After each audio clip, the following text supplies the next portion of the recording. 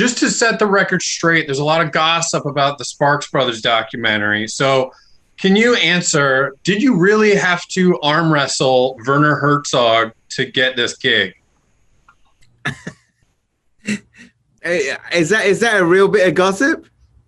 I mean, I'm kind of starting it right now, but I mean, I maybe there's a sort of, we could start like I challenge Werner Herzog to make another Sparks documentary, or I'll eat, and if he does it, I'll eat a shoe. That's what he likes to do. It'll be the deep impact Armageddon of Sparks documentaries.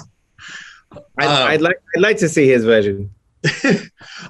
But since getting the opportunity to make this film, I know that the Sparks, a lot of people have been interested in making a documentary, and you got to be the one to actually do it. And since this was, a documentary feature for you, you're more familiar with like narrative features. Did you feel like there was that much more pressure to really bring this film to life? Well, I wasn't aware that they had previous offers to do documentaries, and so that was something that they told me about when I pitched it to them. The irony is that like I had not necessarily been planning to make a music documentary, but I had been, as a Sparks fan, saying out loud to anybody who'd listen, somebody needs to do a documentary about Sparks. Oh my God, Sparks is like the best and most influential band that don't have a documentary about them.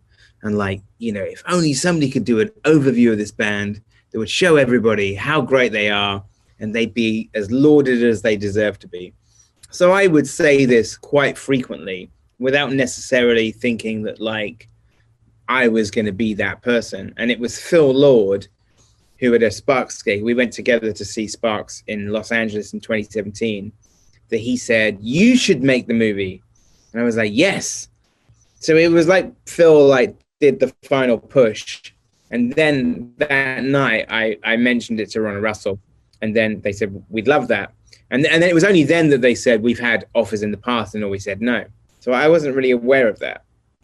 And as such a big fan of Sparks, was there something that even surprised you to learn about them? I guess it was the sort of the inkling that like I already had that was kind of great to sort of confirm, was that I never really saw Sparks like off the clock in the sense of like, I guess in that kind of like, they say never meet your heroes. And the pleasure of this was that they were like the greatest people to meet and know, and not just, I was already like friends with them, but to spend a lot of time with them and to just sort of like, you pull back the curtain and like, it's still them. And I think that's the thing. I think Russell says it in the documentary that the line between Ronald Russell and Sparks has sort of become permanently blurred. And that's a great thing, because that isn't the case where sometimes you meet your other musical heroes and they're disappointing, or they're, but Sparks has sort of got that amazing knack of at once being like super down to earth and modest, and yet they're still kind of like ethereal. Like they're still like they're, kind of like amazing, like space aliens, but it's a really canny trick to pull off, of being sort of like nice and modest and sort of unassuming and still like terribly enigmatic at the same time.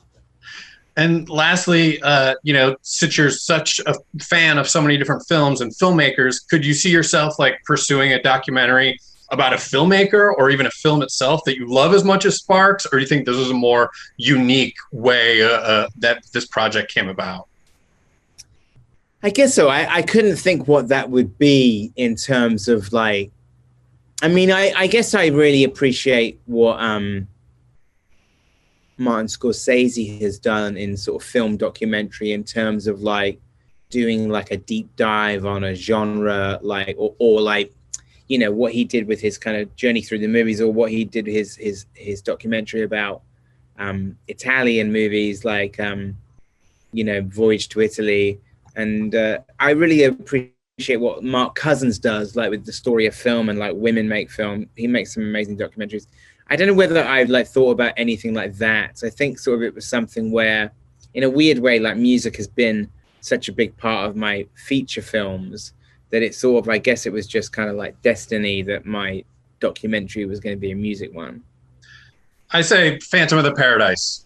Combine music, film. There you go. Yeah, I mean, yeah, I know what you mean. Perfect. Great. Glad we could set that straight. Look forward to your Phantom of the Paradise documentary. I feel like I've already seen like a Phantom of the Paradise documentary, but maybe I'm imagining it. Isn't there one? There's the De Palma movie, which is, a little bit. There's also the documentary about, isn't there a documentary about Phantomapalooza? Like about the kind of the festival in Winnipeg? Right. Yeah. Good point. All right. We'll figure something else out. Okay. Another one. All right. Thanks so much for taking the time, Edgar. Congrats on the film. Thank you.